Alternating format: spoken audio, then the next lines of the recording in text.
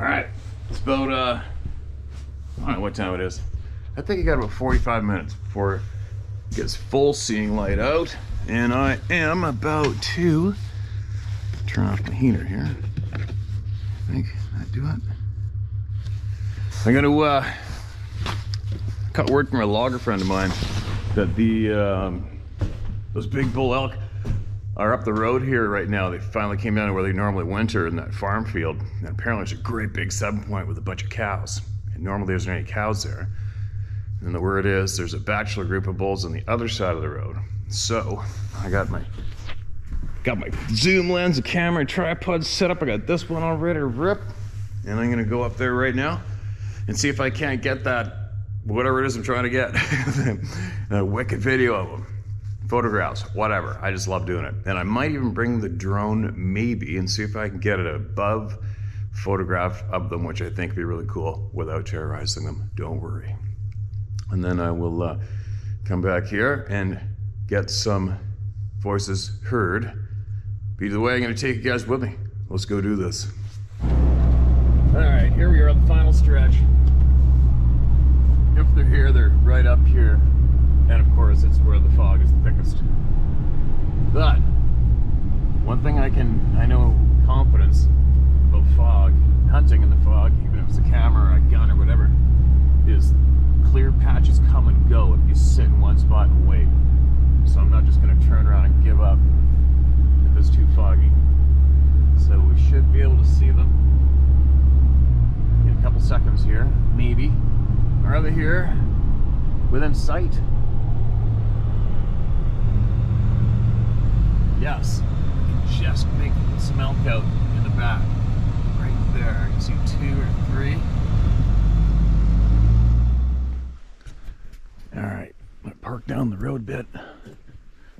I got the big camera. Sneak up here. Hopefully get lucky. Hopefully the fog will rise and give me some color, some view.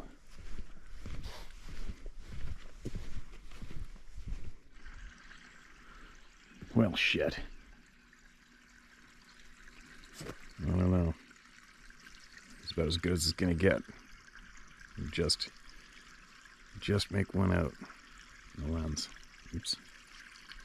Damn fog. Oh, there he is. Probably barely even see that.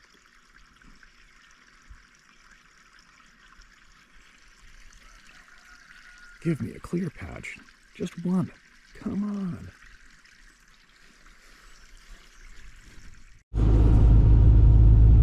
Well, that sucks. But you don't get to get the cool shit unless you try, right?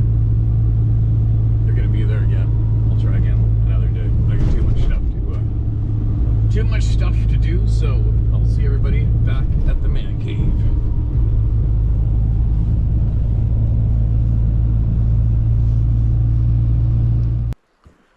All right, remember this spot? This is a spot I think last year we came here. I set up the Sony Handycam, and that was actually, it doesn't look that far back there, does it? But we measured it off. I think it was close to 300 meters, 300 steps to the back. And I said before I started recording, I said, you know, there's a good chance there's gonna be a bear. I was that familiar with the trails right here, which I normally am familiar with the trails where I am, which makes me familiar with where the probability of bumping into game, various flavors would happen. So I remember I said before I filmed here, all right, I'm not familiar with the trails here, but there's a chance a bear might come out somewhere around here. Sure enough, as I was videoing, a big bear came out. Way back there, but on the video it looked like it could have been a black cat. People said it was a raccoon. And I knew it was a big bear for me being standing here looking. And then I went back and I pasted it off and filmed where I was and showed everyone just how big that thing was. So what am I doing now? I decided to, well, it's got a text from Nino on here. All right, I decided to, after trying to film those elk in the fog, and the fog's not lifting, it's frustrating, so what do? Sit on the side of the road in a rural area, alarming that some of the people might live around there thinking you're casing the place for crime or something. So I left to go home, to go to the shop to do this, but I thought, well, why not pull off here in the spooky, foggy forest and do it here, right? Instead of sitting inside, which I can't stand. Now, let's get into it. Let's get into it. All right, here's a short one. Now, a lot of these emails I'm reading today and yesterday, they're recent, okay? This is titled Odd Encounter. Good morning, Steve. I recently had an encounter on my morning walk that stunned me to my core. Started watching your videos about 6 years ago. I never doubted their veracity. I'm a 75-year-old retired nurse and have believed in the existence of other beings since watching the Patterson film and learning of the Yeti. Anyway, I walk on a local trail in Denver, Colorado, nearly every morning. It's very much a suburban area. The park is a local nature center, which bans bicycles and dogs on their trails. I was rounding the west end of the lake and saw a man on his bicycle riding on a parallel trail about 30 yards away. I've seen tire tracks before, but never actually saw anyone riding there before. My immediate reaction was to kind of chuckle to myself. His head then turned sharply towards me. His helmet disappeared and was replaced by a huge, hairy head. The hair was 6 to 8 inches long and very shaggy, dark brown or black color. He continued riding, staring at me, though I could not see his eyes for 3 to 4 seconds. I got a very malevolent feeling from him, and then he just disappeared in less than a second. The trail was very sandy there, and I was surprised he could ride so easily through it, especially while his head was turned toward me. It's taken me 2 weeks to get the courage to go back there, and I've not seen anything odd there since, returning a few days ago. I cannot believe how scared I am to share this with anyone, but you and the Club of No Return. God bless you all. That's a holy shitter. That's a first for me to read of something of that flavor. That's a little unsettling. I don't think anybody wants to witness that, right? Now, that would be your flavor of experience that your average person just would not tell anybody. Because, obviously, today's society, hopefully is slowing down, but for this past few generations of us walking around very dumb on this planet, we'd be conditioned to ridicule the living shit out of anybody who claimed to have seen that, right? But with what we know due to patterns from all the people in the world, I hope that the majority of us now can take in every experience, no matter how bizarre it is, and accept the fact that this shit is going on, right? And some people want to sweep it under the carpet, some don't, and some want the answers. So, no matter how uncomfortable it may sound to some, we share it. All right?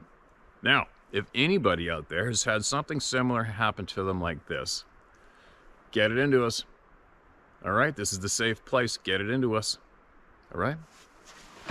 Get it into us. Now, where am I right now?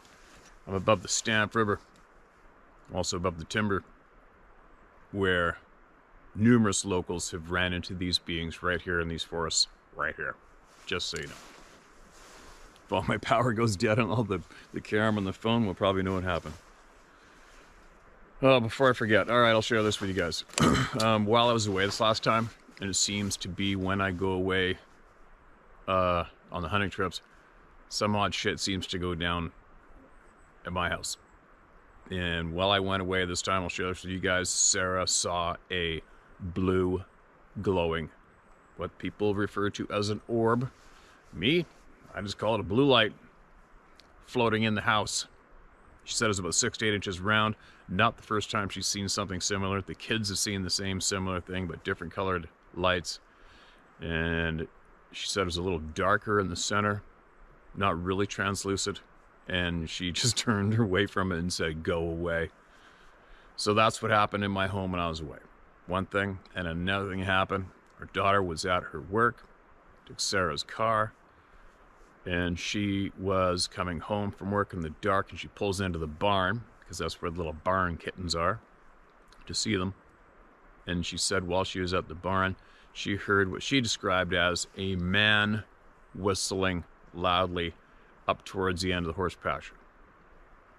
And she said that she went and got back in the car, the windows rolled up, and she said she could still hear the whistling in the car with the motor running and the windows up.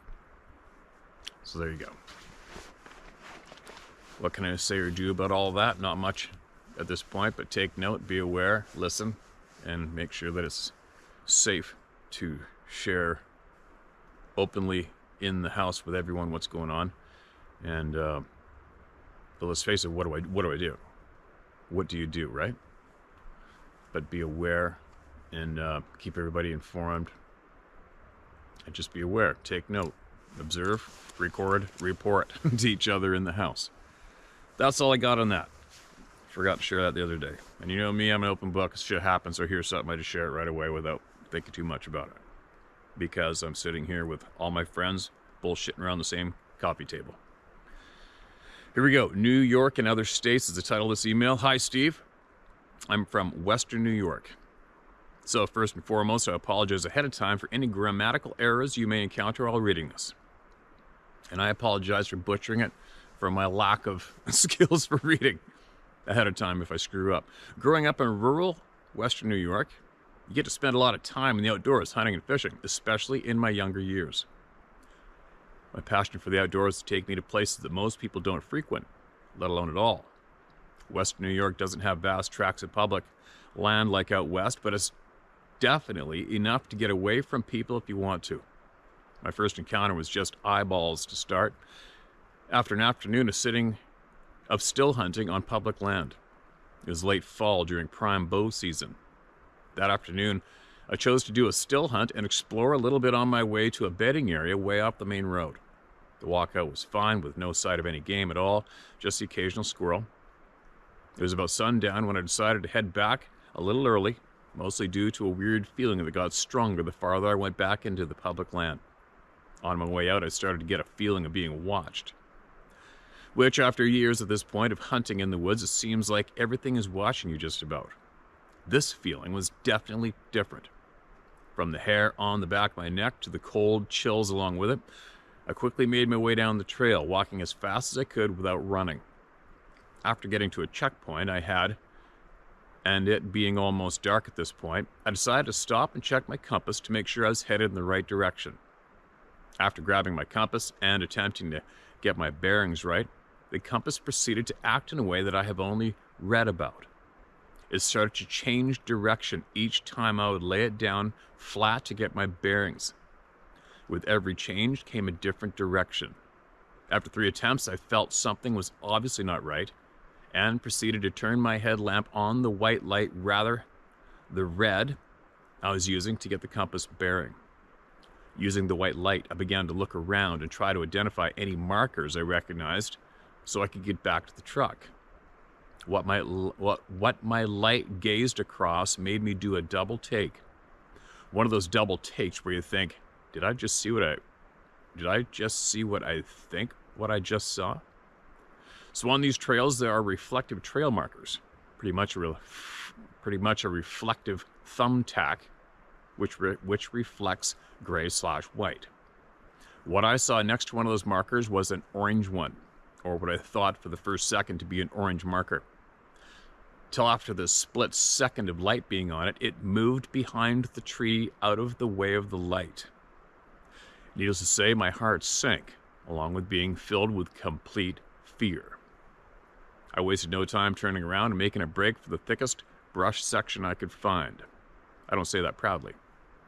After a few minutes of getting through the brush, I stopped to have a listen to confirm or deny to myself if was being followed. After about 20 minutes or so, after seeing the eyeballs, I made a phone call to a friend of mine to come honk his horn at the road so I could find my way out easier. After finally making it out of the woods and meeting my friend, he asked me what happened. I replied, I just got lost. Up and until this moment, Bigfoot was never a thought in my mind.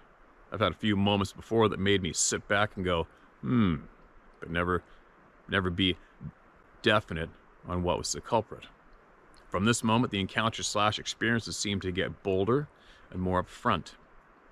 I unfortunately have quite a few more encounters that made me wary of going out in the woods alone unless I have my dog with me. I'd like to note that I believe I have experienced both good and bad beings. One has given me the feeling of being hunted. The other has given me the feeling of pure curiosity. I'm not sure what it means exactly, but things like a skinwalker and a dog man are also real, unfortunately. Thanks for providing a platform the way you do. The knowledge shared here has helped me and many others put these pieces of this crazy puzzle together. Best wishes, some guy from New York. All right, some guy. Appreciate you, man. And another one, right? Another one with the glowing light. What's going on?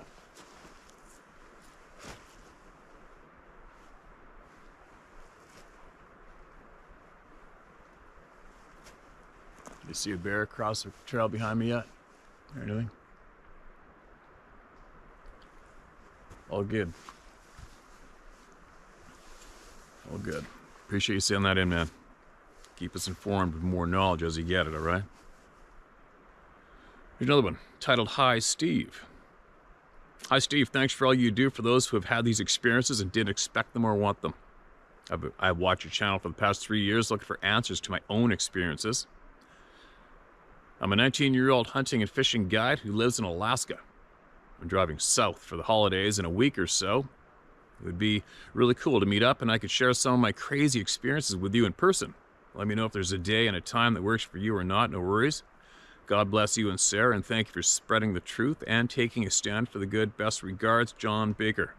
Wasilla. Okay, John, I know I hunted with a guide from Wasilla, and I hunted with him northwest of Anchorage. Man, I forget his name. He worked for a guy, an outfitter. His name was Steve, who's been at it for a long time. Big sheep guy. The Steve guy was on the cover of one of those big sheep books years back. Anyway, sorry for the babble. Yeah. I don't know if that would work out or not. Obviously, you're going down Alaska Highway. And for my schedule, I will be about 45 minutes west of Fort St. John on that route. I think around possibly the 10th, 11th on. That's my schedule, man. So if you wanted to scoot down that road for 40 minutes after seeing light's done, you never know, might be able to happen. Give me a blast when you're going through there if it's after the, say, 11th of November, and we might be able to pull it off.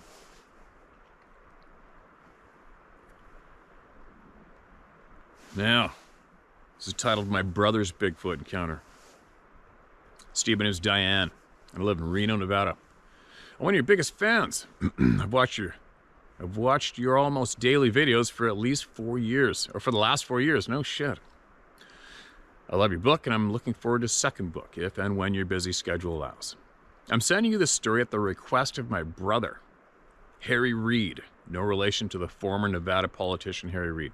This incident occurred in June of '77 in the Coeur d'Alene National Forest of North Idaho, where Harry and his longtime close friend Bob Heelman encountered a Sasquatch. Harry had recently bought an older model 62 Buick Skylark that ran good, but he hadn't driven it very much, so he and Bob decided to take it on a long test drive up to the McGee Ranger Station, which was at least a 2-hour drive from the town of Coeur d'Alene, where both he and Bob resided at the time. Back then, this mountainous road was narrow dirt and gravel.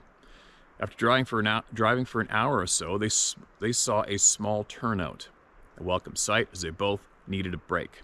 It was a beautiful, bright, sunny afternoon when they got out of the car to stretch their legs and explore the area. After walking around for a few minutes, Harry could hear the sound of running water. He noticed an opening in some thick alders, which prevented him from seeing a small creek just below where he was standing. It was mid to late June. so the water for the most part was shallow and running slow.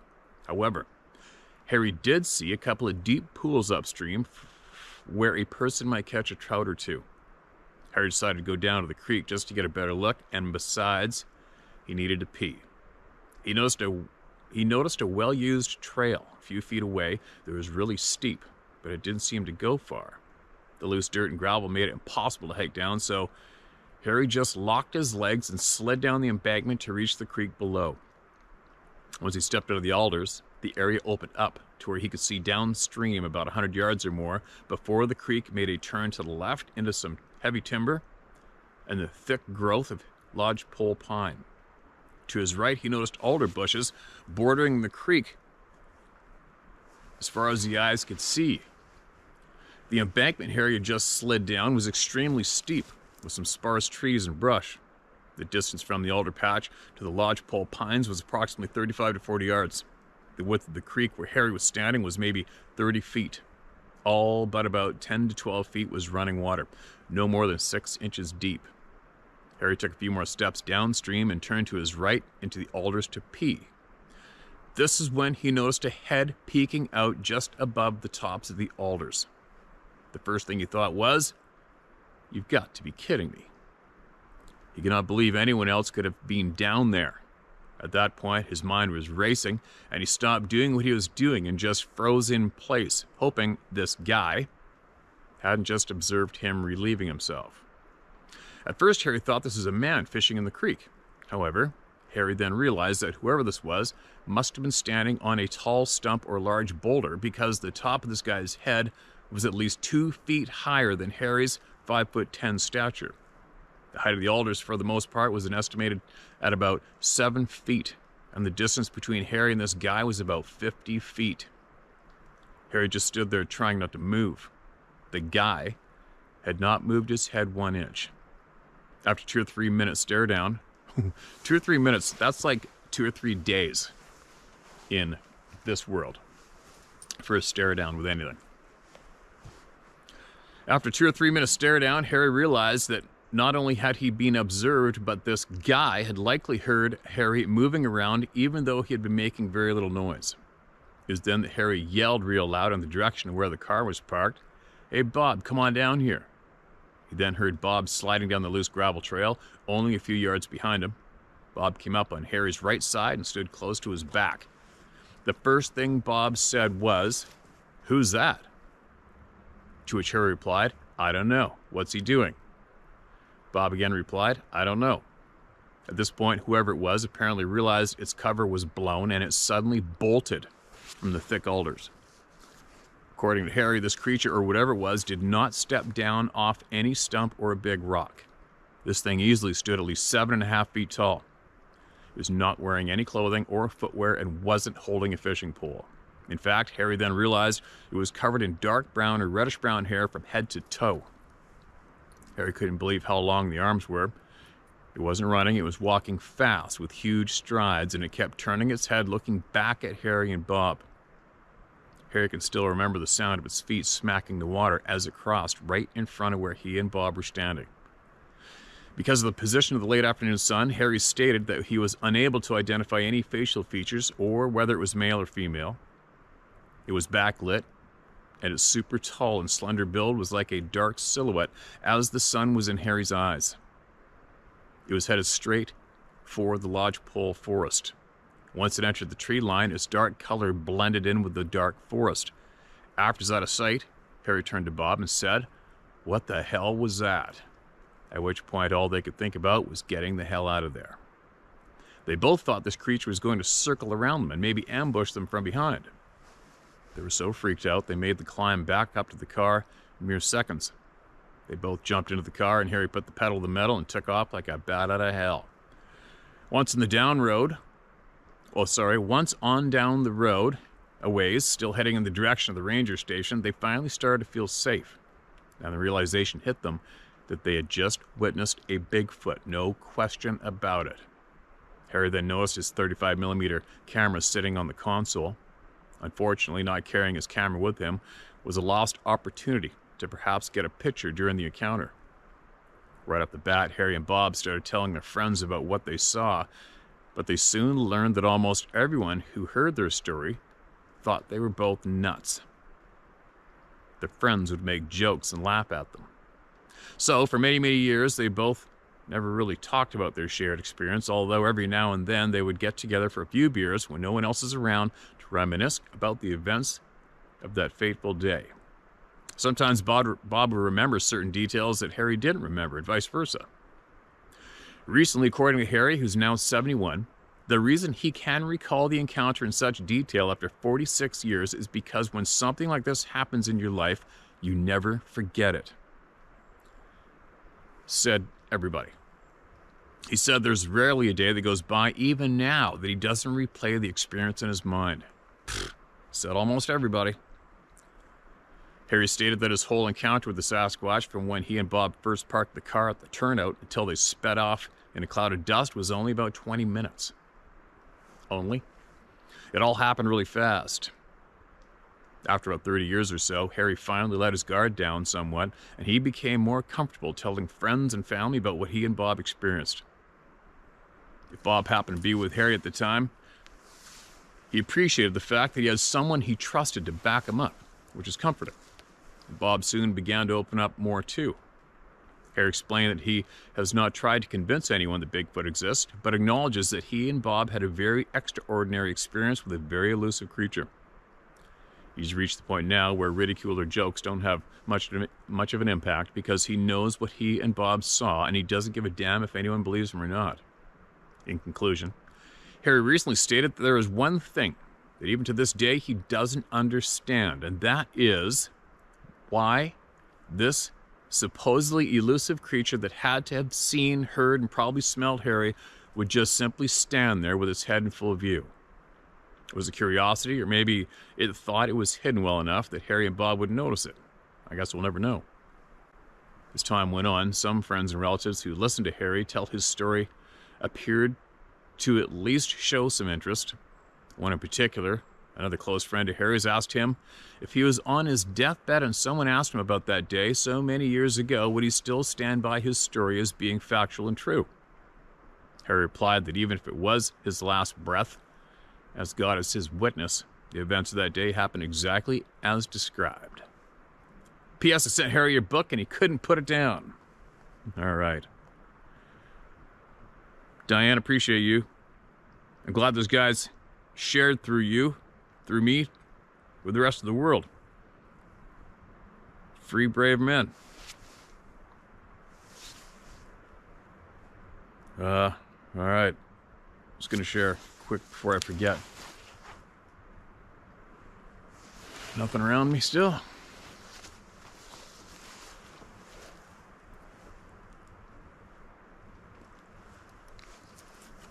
All good. I tried the pressure washer on the chicken yesterday. Epic fail. I'm sure a bunch of you were laughing, and I didn't. I am the type of always all my life. I've always tried everything myself. I gotta try it for myself. No, it's not gonna work. I don't give a shit. I'm gonna try it myself and see if I can do it. So I did it. So for all of you that are curious, pressure washer on a hot dipped chicken to pluck it doesn't work. So Sarah has a skinless chicken in the fridge for later. All good. I guess I'm gonna have to suck it up, go get the plucker, and one by one do the old brrr. I don't have the one that spins. That'd be great. I watch one of those on YouTube. You just throw it in the spinner like a wash machine with all the rubber thumbs in there and run the hose, spin it. Boom, it's done in 20 seconds. I'll get it done. I just thought I'd give it a go. Now, who else?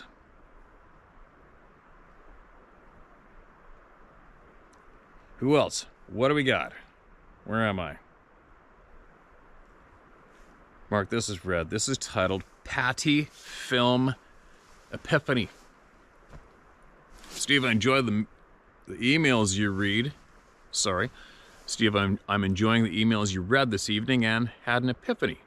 Now, as you read, you kept rereading the same thing and make a point to notice that the people describe the beings that they encounter as human-like. Is this why so many people discount the Patty film as a hoax? She, Patty, to me looks like a human. Either she is or she is displaying that human-like nature that so many encounters describe. Love to hear your thoughts on this. Thanks for taking the time to read this. Gary Knickerbocker. Yeah, I don't know, Gary. The Patty film's been done and dealt with from every angle anyone can come up with 1,000,000 times over.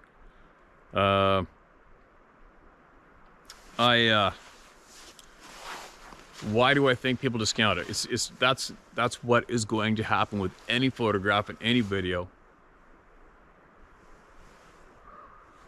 Raven, unless, like I said before, unless somebody's got a video of one breathing, spitting, taking a shit, or bleeding out, it will not matter. That's the same reaction's going to go down in public today. So, for me, personally, I've seen the Passion film. We all have. Seen it. I'm good. I already seen these things anyway. I've seen the footprints myself anyway. I've heard them make noises anyway. I'm good. So I just move forward. That's just me. You know, I watch people who intently keep all of the people staring at footprints and dermal ridges. What the... Right? How many years are you going to do that clown show? Well, you know, we got these dermal ridges and we got a mid-tarsal break. All right, you spinning broken record. You know, anyways, I'm going to bite my lip. Anyway, it's been done. I move forward. Why do I think people are discounting that? It's not just the film they're discounting. They're discounting the subject altogether, especially when it comes to being more human-like than not. That's what we're after now. We've accepted the fact. We know this shit's real. And now we want to know, I want to know, well, why are we being lied to? I also want to know why that previous handful of ruthless D-bags are so intent on making sure that nobody finds out the actual truth. And they are intent on keeping all of us going in circles, right? Not anymore. Okay, I'm a broken record right now. Why are they discounting it? We're going to find out. It's all going to make sense soon. Some people I know, I'm confident, have that answer. And I'm going to share their answer with you as soon as I can. Now where am I going? Where am I? I got to find some more here. All right. I think I have to go to another folder, I think. Remember, this is a spur of the moment, pull the pickup over and go and try sharing down here. What do we got? Okay, hold on a minute. I'm going to shut this off to find, hold on a minute. All right, this folder I just found in my notes is from 2020. All these, all right? Some may have been shared, I don't know, we're gonna find it, but they're not marked as red. So let's get into it. Excuse me. Hi, Steve. I grew up in the Midwest region of the United States, and I've recently subscribed to your YouTube channel. Due to COVID-19, I've been binge watching and have come across a couple of your videos regarding intuition and gut instinct. On one of these videos, you talked about having trauma in your childhood with your mother's second husband. I also suffered physical, mental, and emotional trauma in my childhood due to my mentally unstable mother. After talking to others about this, it's quite common for childhood trauma to lead to extreme analytical abilities in adulthood, due to always having to analyze what will or won't set off your abuser.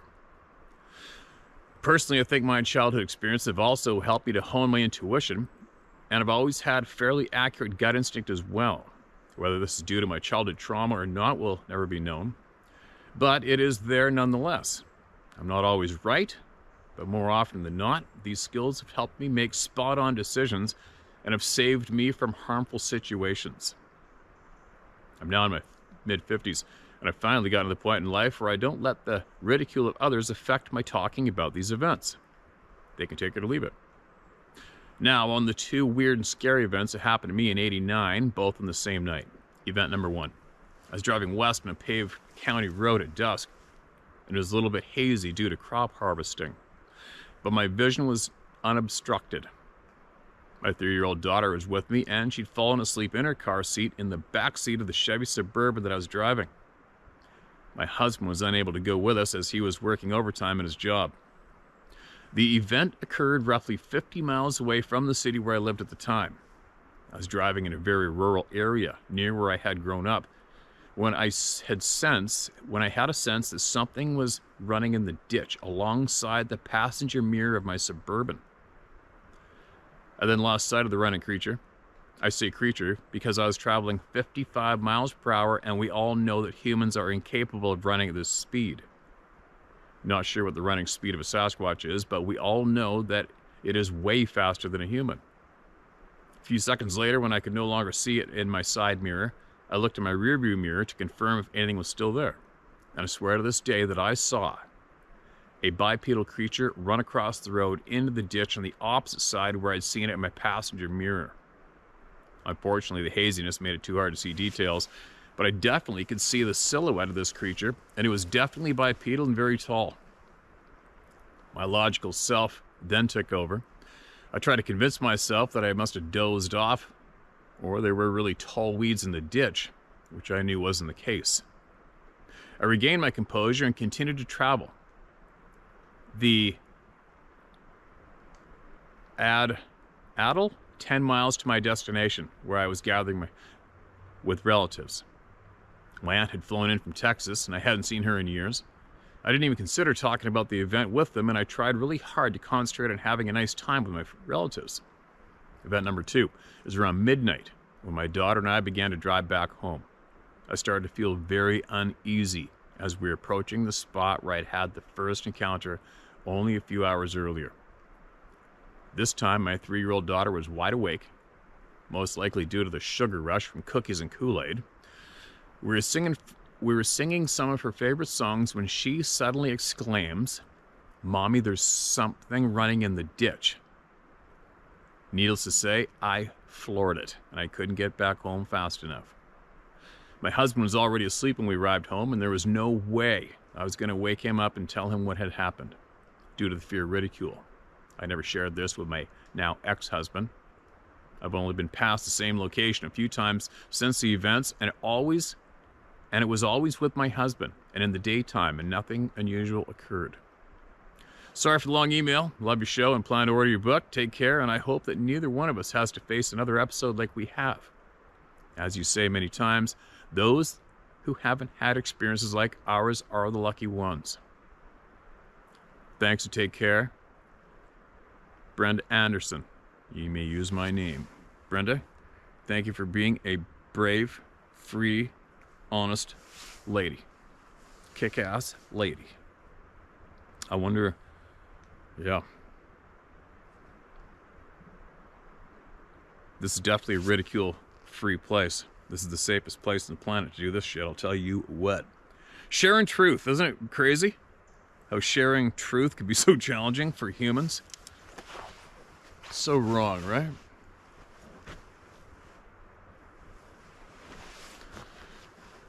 You always check your surroundings. Always. Always, always. I'm going to show you a photograph of something that's been running around my previous home. This photograph was taken... Okay, where are we here? This photograph was taken about roughly crow flies. Maybe 600 meters from my previous front porch. Look at this thing. Hope you can see that. That is an absolute monster grizzly bear. Right? That is a absolute hammer time Godzilla-sized grizzly bear.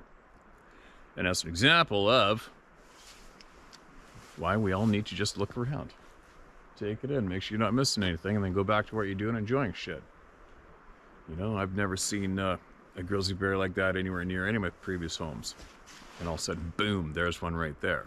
So, for anybody who may laugh or call me paranoid for looking up in the trees and taking a quick 360 around,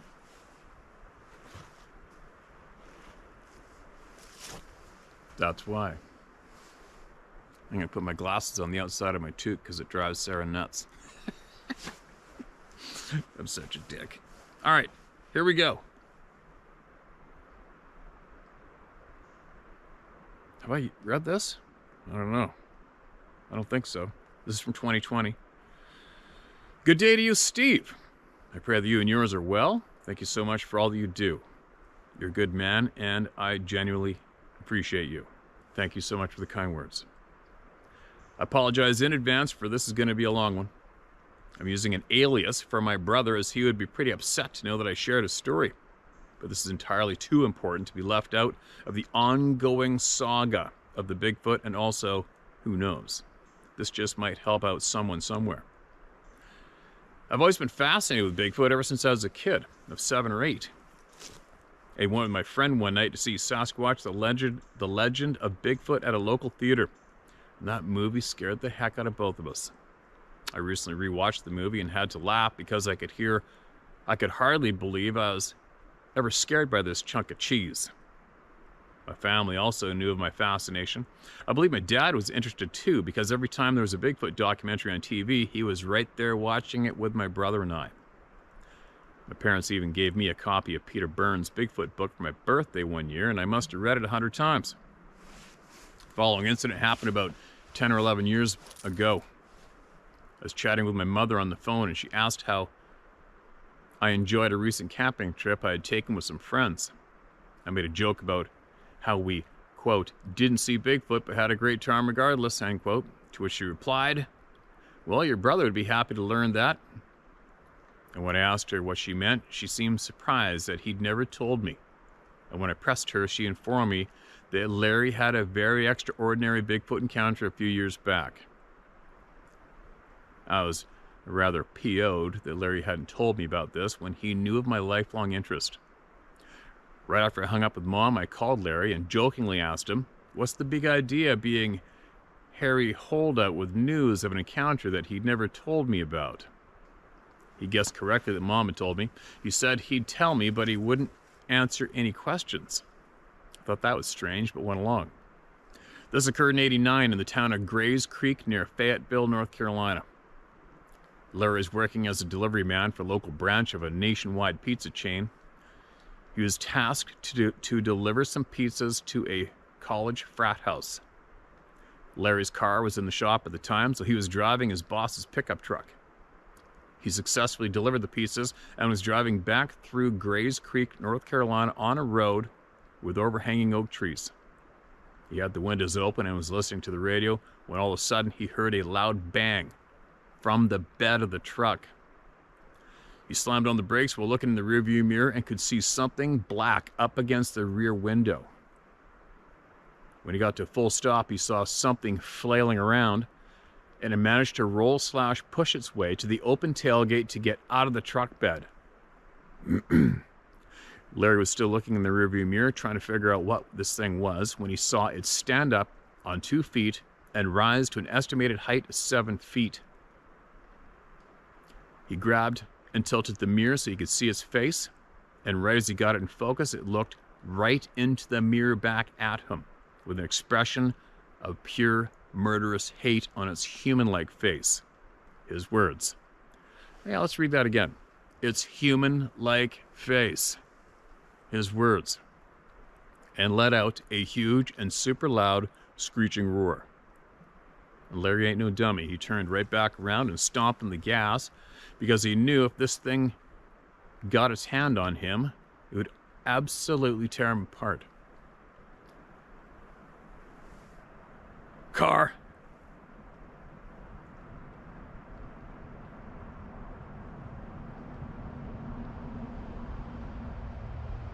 Sorry. Larry says he has no recollection of driving back to the pizza joint. Just that next thing he knew, he was getting out of the truck and his knees buckled. And he would have fallen out flat had he not managed to catch himself in the door's armrest. He said he stayed squatted and gulping air for about 3 minutes, and then he went in trying to look like he was all right. The rest of the story comes from my mother. When Larry's boss saw him, he knew Larry was most definitely not all right because he was as pale as a sheet and his eyes were huge. Larry's manager turned him right back around and drove him home. Larry says he has no memory of saying anything to his boss during the drive. Mom walked Harry back to his room so he could lay down while my dad and Larry's boss looked at his truck. The part of the bed's sides near the window were crumpled downwards a good bit, and there was blood in the bed as well as some tufts of hair, and there was a really bad smell. Dad said it smelled like a skunk had sprayed down a burning tire while King Kong crapped on it. That's a good one. That's a new one. Mom and Dad wound up sitting up with Larry all night because he was obviously in a state of shock, and they came close to taking him to the hospital a couple times, but Larry insisted he was okay. He related his story to both Mom and Dad a little while after they say they both believed him, and my parents have always been experts at spotting lies. Trust me on that one.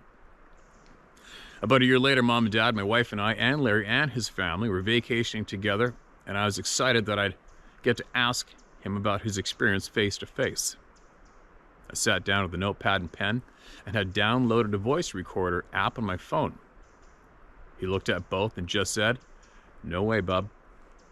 I don't want you submitting this to any Bigfoot organization, and furthermore, this is going to be the last time we talk about this, okay?" I agreed, asked some questions that helped fill in the blanks in the account I just shared with you.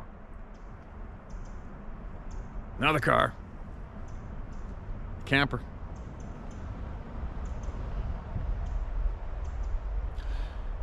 I have a bit more to tell you about my brother. When he was relating what happened to me during our vacation, I saw both fear in his eyes and goosebumps rose up on his arms more than once. And you can't fake that. What really hammered things home for me is the fact that my brother is former Special Forces and served a tour over in the sandbox. He just doesn't get scared. Well, sir, that concludes things here. I appreciate your YouTube page and you very much indeed. And I also thank you most sincerely for your time as you read this. God bless you and yours. Good hunting, always a friend. Same to you, my friend. And I hope this is in a folder 2020, so I'm hoping that you send this to your brother, all right, so that he knows we aren't a quote Bigfoot organization at all. We're just equal human beings looking for answers and kicking bullshit aside. So I think he'd be happy to see that, and he'd probably be happy to see that that's where his experience is shared, right? I don't know what's going on down this road. Getting a little busy. I guess maybe some people got the kids off to school and they're going fishing down at the river. This road winds all the way down to the river, and actually fish ladder there to help the salmon get up past the falls. Must be going on. What was I just going to say? I was going to say something. It'll come back to me. Excuse me. Okay, let's get one more going, then I'm going to get home. I got some stuff to do. A lot to do. I recently watched a YouTube video dated July 14th and enjoyed it very much. Especially the deer who wanted badly to become a YouTube star. Okay, wait, now I remember what I was going to say. Sorry. On his knees buckling.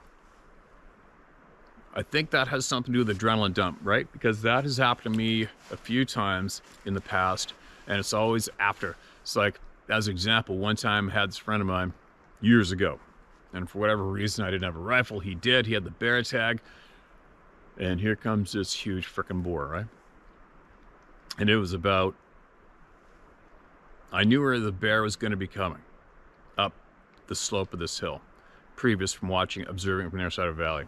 I'm pertaining to the knee buckling thing. Make a long story short, I situated us right in the trail it was going to come up. And then my friend had never harvested the bear, big bear like that before ever, no bear, and the bear's coming up is about, grizzly bear, it's about,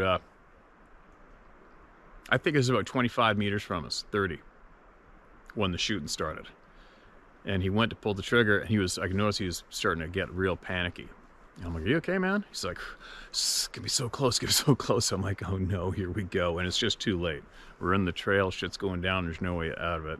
And he missed or whatever happened. He may have hit it, I don't know. Threw the gun at me and started running, screaming. And I picked up the gun. It was a right-handed gun. I shoot left.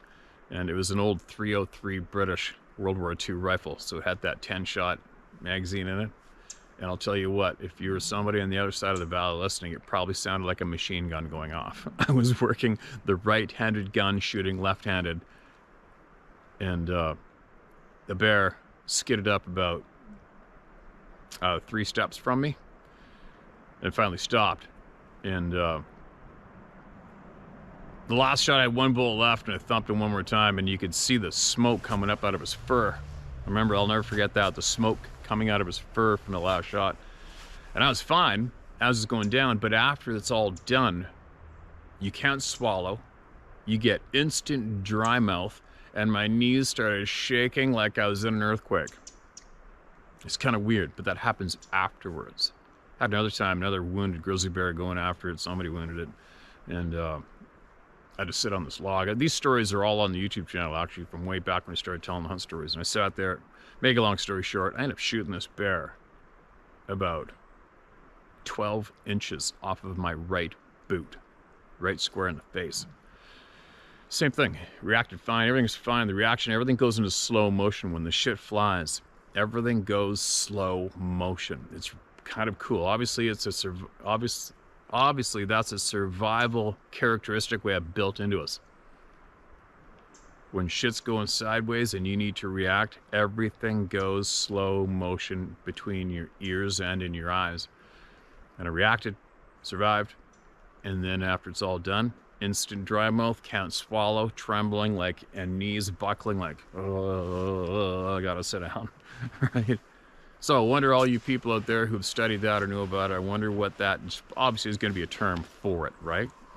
But all I know, this is from the adrenaline dump, right? Or am I wrong? The slow motion thing, a lot of you know what I'm talking about with that one. That's what I was going to say, getting back to this last email before we go home. I did feel you were a bit, okay, sorry.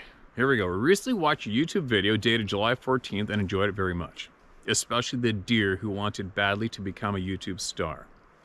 I did feel you were a bit hard on science. True, they are very slow to accept things and tend to live under the assumption that all large animal species are already known. Some scientists believe in Bigfoot, and I think many more who simply won't admit believing, being afraid that their careers may suffer. Also, have you ever considered that they may have been asked or even ordered to not say that Sasquatch is real to protect the species?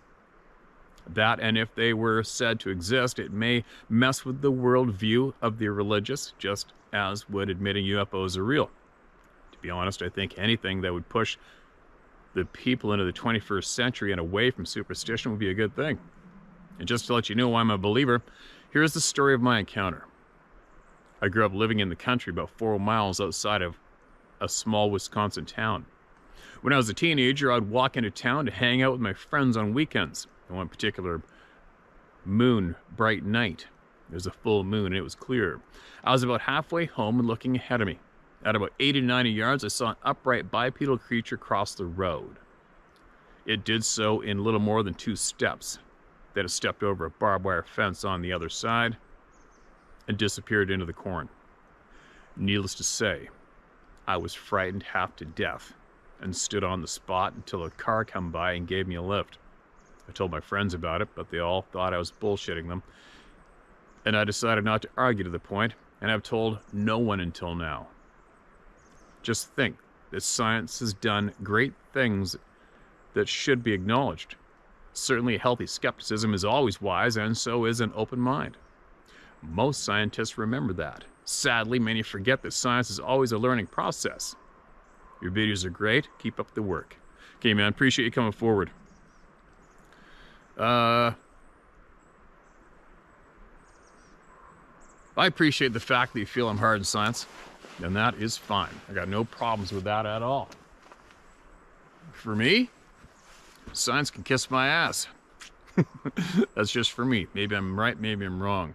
But in the end run, the people who have the label of being scientists are our brothers and sister human beings. And boy, I could go on and on and on about this topic as I try to deliver it smoothly from between my ears to my lips, but I believe science has knowingly done a lot of bad shit to the population. That's an easy one, right? That gives a lot of scientists a bad name, and I know they're not all bad. We all know that mainstream science is controlled by the almighty dollar. If they do not do what the dirtbags in control those dollars want, they don't get any more dollars. And because of their love for the dollar and what it enables them to do, they are willing to mislead their human brothers and sisters. Currently today, once you get to the top of that scientist pyramid, whatever you want to call it, right? So to those scientists, they can kiss my ass. Kick them to the curb. And we have all seen what does happen to the scientists who do come forward to embrace their fellow brothers and sisters, human beings, and share the true honest knowledge with them. They get annihilated, and even worse, eliminated. Physically eliminated. Gone. Their life gets taken from them. So, some people may think I'm hard on science, science. Some others don't. That's fine. But I have a zero tolerance for lying, filthy dirtbags who turn on, work against their fellow human beings. I just do. Always will.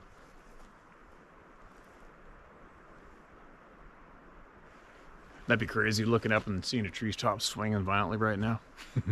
Not that I'm craving that at all, but once you're aware of the patterns are etched in your head, and you always take note that something may be going on, right? Self-preservation. Then again, me talking about self-preservation is kind of silly, isn't it? At times, here I am standing here in the middle of nowhere where shit does go down. I don't even have bear spray or nothing, right? As usual. I let what may come, or not.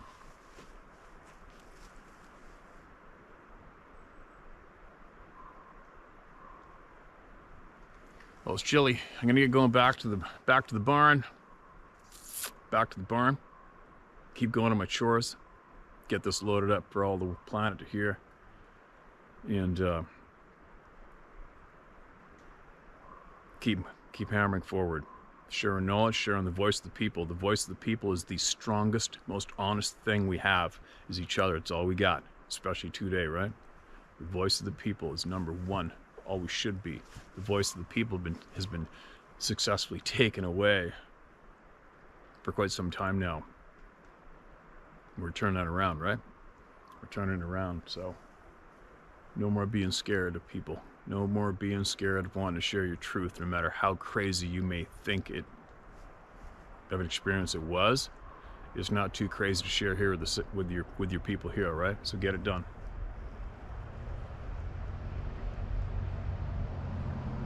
Okay, I'm gonna go share my story at howtohunt.com, and Sarah's store is always a click-through link for her store in the description below, and I believe that excuse me, she is hoping to get rid of her current stock of items.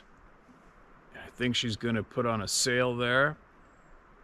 And then she's going to move on to some other items. And I believe she shared all those pins out there with everybody. Got the freebie pin in with their order from one of our subscribers here who has some cool skills at creating those items. And I think she gave away the pins that I wanted to keep for myself. So I didn't get one. Shit. I'll tell you what. I don't know how many times I've selected my favorite hat or something and all of a sudden it's disappeared. She shipped it off to somebody. But anyway, hit that link up below. She's still got her stuff in there, and but it's about to be gone. So I thought I'd pass that on. And you got something you want to get off your chest and share with the people, share my story at howtohunt.com. That's where you get it done, all right? Don't be scared. Come and join the free, brave people. Okay? It's a big club. It's a big club. I guess we'll review the video shortly and see if anything crossed behind me, right? I'll be back.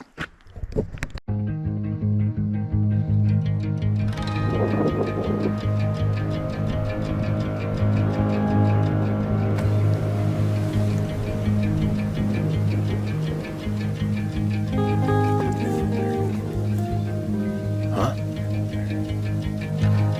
Now I wait to see what the hell we're doing.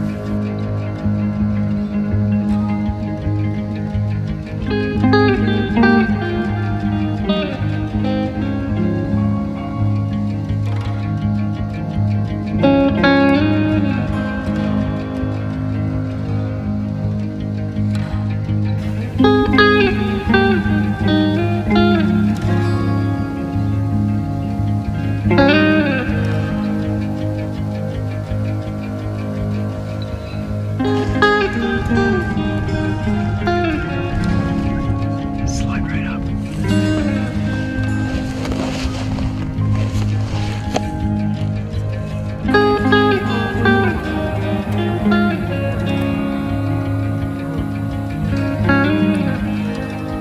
It's not the one we called up, is it?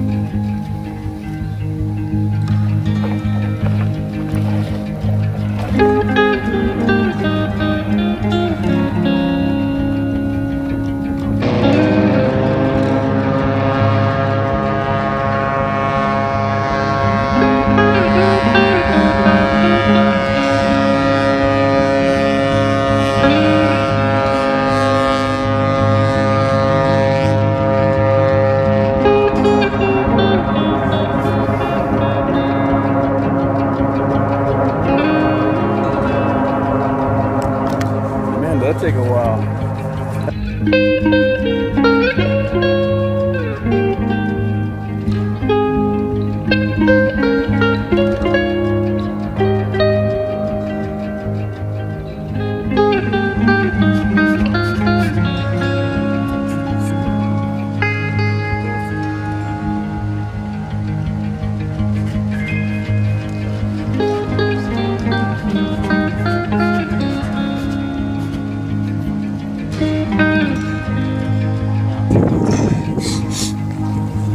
And this is how you come down.